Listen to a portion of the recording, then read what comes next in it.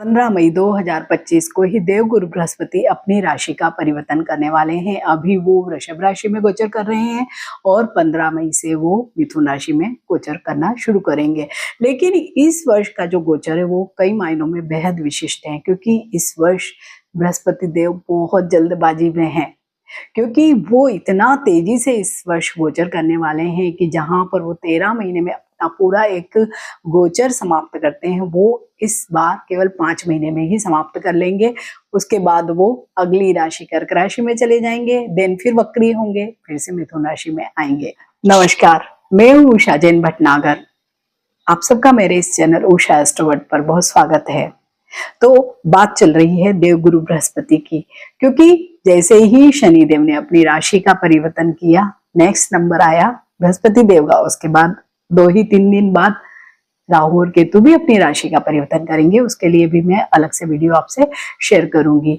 तो जैसे कि हर साल ही जैसे शनि, गुरु, राहु और केतु ये लंबे समय बाद अपनी राशि का परिवर्तन करते हैं, इसलिए इनका महत्व बहुत अधिक है।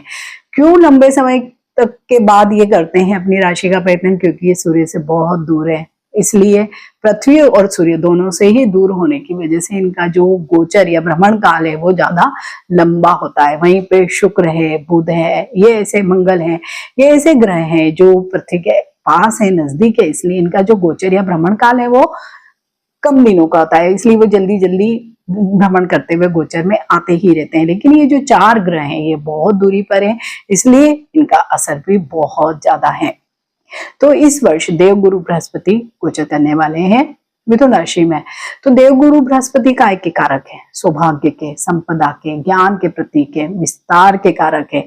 और देवगुरु बृहस्पति को यह माना जाता है कि वो बहुत भारी ग्रह हैं, लिथार्जिक ग्रह हैं। तो वहीं पे देवगुरु बृहस्पति इस वर्ष गोचर करने वाले हैं संवाद की राशि में, कम्युनिकेशन की राशि में, मिथुन राशि में। क्योंकि मिथुन राशि के जो स्वामी हैं वो हैं बुध, जो कम्युनिकेशन और इन्वेंशन के कारक है। वहीं पे देवगुरु बृहस्पति है ज्ञान या नॉलेज के कारक। तो एक अलग तरह की कॉम्बिनेशन बन रही है। और देवगुरु बृहस्पति क्या है? अनुभव के कारक ग्रह भी है, इसलिए समय तो लगेगा ही। और ये समय 13 महीने तक का समय होता है इन जनरल, लेकिन इस बार थोड़ा सा डिफरेंट तरीके से चलेगा। साथ ही 2025 बेहद खास इसलिए भी कि इस वर्ष शनि और गुरु दोनों ही अतिचारी है, मीन्स दोनों को ही बहुत जल्दी है। और ये बहुत ही असामान्य बात है। और क्यों ये अतिचारी गोचर केवल 2025 में ही नहीं होगा, अगले आने वाले 8 सालों में हम देखेंगे कि शनि और गुरु दोनों ही अतिचारी गोचर करेंगे। मीन्स दोनों ही परिवर्तन के कारक ग्रह जब बहुत तेजी से चलते हैं तो देश, समाज, दुनिया सभी जगह पे बहुत ज्यादा परिवर्तन आते हैं। तो ये जो शनि देव का मीन राशि में जब से गोचर शुरू हुआ है, उसके बाद से ही परिवर्तन का एक काल शुरू हो गया है। और ये परिवर्तन का काल अगले 8 सालों तक, जब शनि देव मेष राशि में भी गोचर करेंगे, वृषभ राशि में भी गोचर करेंगे, तब तक चलता ही रहेगा। तो 15 मई 2025 को बृहस्पति देव मिथुन राशि में प्रवेश कर जाएंगे और तेज गति से चलेंगे। बहुत तेजी है इस बार उनको। तो 18 अक्टूबर तक तो वो बहुत सारा अपना भ्रमण काल खत्म कर लेंगे और तेजी से चलते हुए अगली राशि कर्क में चले जाएंगे। और वहीं पे 2 महीने रहने वाले हैं और 5 दिसंबर को फिर से वक्री यानी उल्टी गति से वो वापस आ जाएंगे मिथुन राशि में। और फिर जून तक मिथुन राशि में ही रहने वाले हैं। इसके बाद अगले साल जब वो अगली राशि कर्क में जाएंगे तो वहां पर भी सेम सिनेरियो होगा कि वो इतनी तेजी से मूव करेंगे कि अगली राशि सिंह में चले जाएंगे। मीन्स ऐसे ही इनका जो अतिचारी गोचर है 8 वर्षों तक चलता रहेगा। तो इनके जो प्रभाव है, क्योंकि बृहस्पति देव का जो प्रभाव है वो भी बहुत ज्यादा गहरा पड़ता है, बहुत इम्पैक्ट डालते हैं, तो बहुत तेजी से पड़ेगा और बहुत अलग मायनों में भी पड़ने वाला है। बृहस्पति देव क्या है? विष्णु के ही स्वरूप है, ज्ञान के ही कारक। वहीं पे मिथुन राशि भोग और संसार की राशि है, विलास की राशि है। तो ये जो साल होगा भोग और विस्तार के लिए जाना जाएगा, क्योंकि बृहस्पति देव विस्तार के कारक है। तो यहाँ पर भोग और विलास का विस्तार कैसे हो सकता है? जैसे कि हम भौतिक सुख सुविधाओं की वस्तुओं को बहुत ज्यादा बढ़ा लें, अगर छोटा मकान है तो बहुत बड़ा मकान ले लें, नए गजेट्स ले लें, नए अप्लायंसेस ले लें, नया वाहन ले लें। मीन्स हर जगह हम अपने ज्ञान का उपयोग ज्यादा धन को प्राप्त करने में और उस धन को भोग और विलास की वस्तुओं को खरीदने में लगाने वाले हैं। मिथुन राशि, इसमें 3 नक्षत्र आते हैं, मृगशिरा नक्षत्र, आद्रा नक्षत्र और पुनर्वसु नक्षत्र। तो बृहस्पति देव के 2 नक्षत्र तो अति प्रिय है, मृगशिरा और पुनर्वसु। वहीं पे आद्रा नक्षत्र है, राहु का नक्षत्र। तो जब बृहस्पति देव आद्रा में प्रवेश करेंगे, आद्रा नक्षत्र में गोचर करेंगे, तब स्थितियां बहुत अलग होगी, क्योंकि राहु की जो कुटिल बुद्धि है वो बृहस्पति के ज्ञान को तो बिल्कुल नहीं मानने वाली है। तो एक अलग ही तरह का खेल, जिसे हम कह सकते हैं, सभी लोगों के साथ चलने वाला है। और वो समय भी थोड़ा सा, जिसे अनप्रेडिक्टेड, जिसे हम समय कहते हैं, कि जहां पर लोग बहुत बेईमानियां करेंगे, चालाकियां करेंगे और बहुत तेजी से कामों को अंजाम देंगे, वो समय भी हम बृहस्पति देव के इस गोचर में इस वर्ष देखने वाले हैं। बुध छोटी यात्राएं और कम्युनिकेशन को दिखाते हैं, साथ ही नए इन्वेंशन को भी दिखाते हैं। तो जो लोग भी ट्रेवल, ट्रांसपोर्ट, लॉजिस्टिक्स, इन सब में काम करते हैं, उनके लिए ये जो साल है बहुत अच्छा रहने वाला है। और जो लोग मार्केटिंग के क्षेत्र में हैं, पब्लिशिंग के क्षेत्र में हैं या मीडिया के क्षेत्र में हैं, कम्युनिकेशन के एरिया में, उन लोगों के लिए भी बहुत अच्छा है।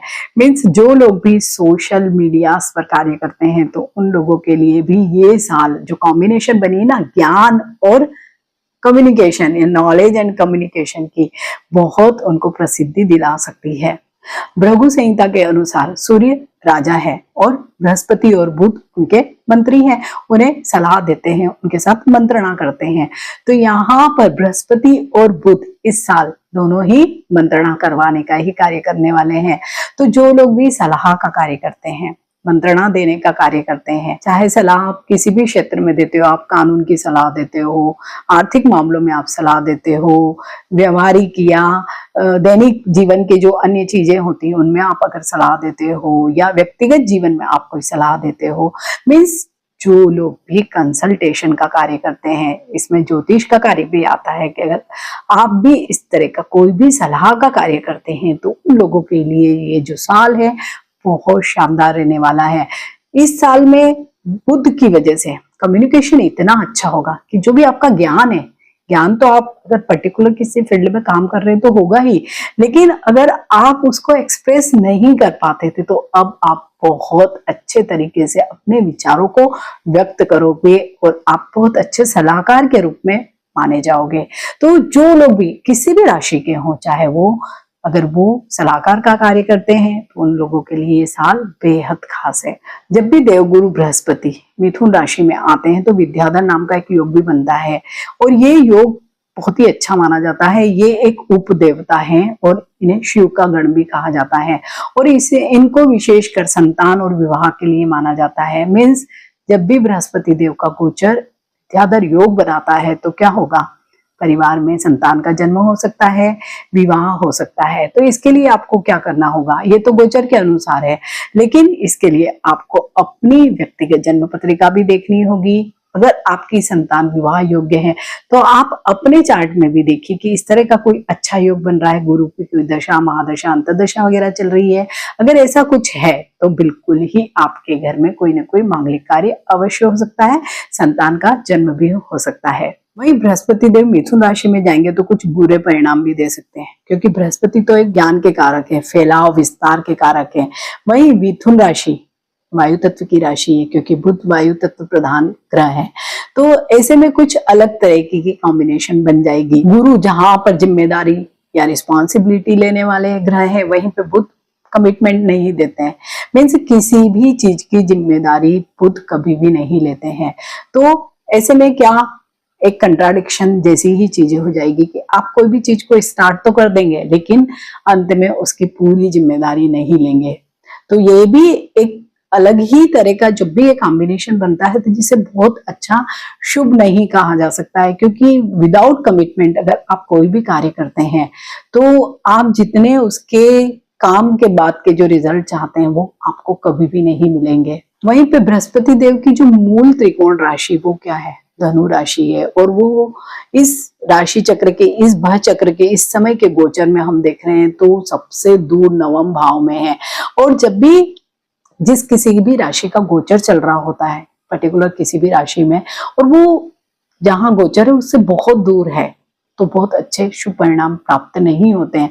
तो ये भी बृहस्पति देव की मिथुन राशि में गोचर का एक अशुभ परिणाम वाला एक पहलू है।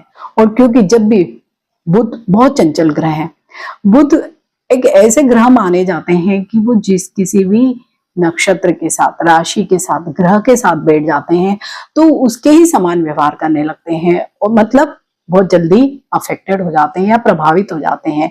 तो ऐसे में क्या होगा, जब भी बुध या तो वक्री होंगे या अस्त होंगे या आपके व्यक्तिगत जन्म कुंडली में कोई ना कोई कॉम्बिनेशन में आ जाएंगे, तब वो गुरु के अपोजिट अपना जो भी उसके फल हैं वो देना शुरू कर देंगे। तो यहाँ पे भी एक कॉन्ट्राडिक्शन होगा, ज्ञान आपका कुछ और कह रहा है लेकिन आपकी भाषा या आपका कम्युनिकेशन करने का तरीका वो बिल्कुल अलग हो जाएगा। तो जब ऐसे विपरीत परिस्थितियां होगी तो आपको परिणाम भी शुभ प्राप्त नहीं होंगे। वराहमिहिर ज्योतिषी के अनुसार मिथुन राशि के गुरु को कंजूस भी कहा जाता है। कंजूसी सिर्फ पैसे की नहीं होती, भावनाओं की भी होती है, व्यक्तिगत कार्यों की भी होती है, जिम्मेदारियों की भी होती है। मीन्स आपको अगर कोई जिम्मेदारी मिली है और आपने उसको पूर्ण नहीं किया और उसको पूर्ण करने में थोड़ी सी देरी की या उसको पूरे मनोयोग से नहीं उसको कंप्लीट किया, तो ये क्या हुआ, आपकी जिम्मेदारी को पूर्ण करने की भावना की कंजूसी है। तो केवल गुरु पैसे के मामले में ही आपको कंजूस नहीं बनाता है, उस भाव की जो भी चीजें हैं उसको करने में भी आपको कंजूस बना सकता है।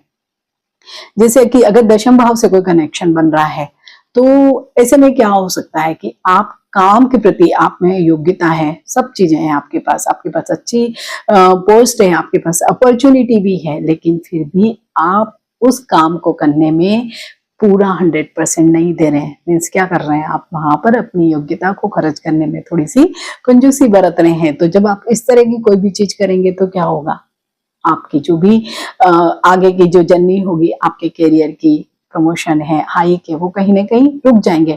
तो ये एक नेगेटिव पार्ट ये भी होता है जब भी मिथुन राशि में गुरु का गोचर होता है।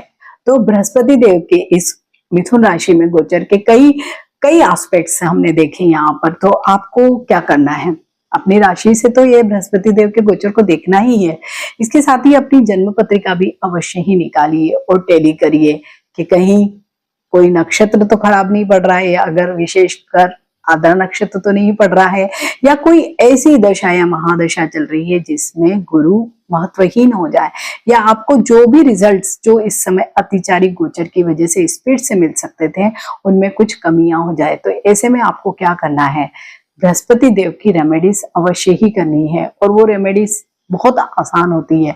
तो सबसे पहली जो एक रेमेडी होती है, यहाँ पे मैं सब कॉमन रेमेडीज ही बता रही हूँ जो सभी राशि के लोग कर सकते हैं। जो सबसे पहले रेमेडी होती है वो होती है, आप विष्णु सहस्त्र नाम का पाठ अवश्य करें, क्योंकि विष्णु को स्वयं देवगुरु बृहस्पति ही कहा गया है। तो आप अगर उनकी पूजा उपासना करते हैं उनके, क्योंकि विष्णु सहस्त्र नाम को ऐसा माना जाता है कि उसमें सभी नक्षत्र, सभी देवता, सभी ग्रहों, मीन्स सभी पूजनीय जितने भी हैं उन सबके नाम आते हैं। तो अगर आप उन सब के नामों को अगर पूज लेते हैं, याद कर लेते हैं, तो आपकी कई व्यक्तिगत जीवन की समस्याएं, व्यवसायिक जीवन की समस्याओं का यूं ही अंत हो जाएगा। तो एक नियम तो आप ये बना लीजिए। दूसरा, हल्दी का प्रयोग भी जब भी हम बृहस्पति देव के कोई भी रेमेडीज करते हैं उसमें बहुत अच्छा माना जाता है। इसको आप कैसे कर सकते हैं, हल्दी को या तो नहाने के पानी में मिला कर नहाइए तो भी आपका गुरु का बहुत अच्छा प्रभाव होगा, या आप सफेद या पीले चंदन का टीका अपने फोरहेड पर जरूर अप्लाई करें तो भी आपको गुरु की कृपा प्राप्त होगी। तीसरा, आप कोई भी धर्म स्थल पर जाकर कुछ भी सेवा कार्य करें तो भी आपके लिए अच्छा होगा। कोई भी बच्चे ऐसे होते हैं जिन्हें पढ़ाई लिखाई की सामग्री नहीं मिल पाती, या कई बच्चे पढ़ नहीं पाते, अगर आप उनके कहीं पे भी ज्ञान प्राप्त करने में मदद करते हैं तो भी देवगुरु बृहस्पति बहुत खुश होते हैं। इसके अलावा अगर कोई बहुत ज्यादा स्वास्थ्य संबंधित समस्याएं आती है, क्योंकि देवगुरु बृहस्पति का जब भी गोचर होता है, हालांकि बुध की राशि में जो स्विफ्ट अभी मूवमेंट चलने वाली है, तो एज सच कोई ओबेसिटी या मोटापे से संबंधित कोई प्रभाव नहीं होंगे। लेकिन फिर भी अगर आपके व्यक्तिगत चार्ट में ही गुरु से संबंधित कोई दशा है तो हो सकता है ये भी आपके प्रॉब्लम हो। तो आपको क्या करना है, डाइजेस्टिव हेल्थ इश्यूज भी है तो आपको ये करना है कि कोई भी धर्म स्थल पर आप गुरुवार के दिन एक पीतल का लोटा लीजिए, उसमें चने की दाल भरिए, एक गुड़ का टुकड़ा रखिए, 1 रुपए का कॉइन रखिए और किसी भी मंदिर में रखकर आ जाइए। ये आपको एक ही बार रेमेडी करनी है, लेकिन गुरु के बहुत ही शुभ परिणाम इससे हमें मिलने लगते हैं। तो केवल आप ये ही सारी रेमेडीज कर लेते हैं तो आप देखेंगे कि गुरु का जो भी गोचर आपके किसी भी भाव में हो रहा है या कैसी भी आपकी दशा महादशा चल रही है, उसमें भी आपको शुभ परिणाम प्राप्त होने लगेंगे। तो देवगुरु बृहस्पति का यह गोचर सभी लोगों के लिए बहुत ही शुभ साबित हो और कई राशियों के मैं यहाँ पे डिटेल्ड वीडियो भी बना रही हूँ और शेयर भी कर रही हूँ। अगर आपकी भी कोई राशि उसमें आती है तो आप उसको भी देखिए और उसके भी प्रेडिक्शंस आप सुनिए और उसके अकॉर्डिंग अगर आप काम करते हैं या कुछ प्लान करते हैं तो भी आपको गुरु की ये जो कृपा है बहुत अच्छी प्राप्त होगी। तो मिलते हैं एक नए वीडियो में, टिल देन नमस्कार।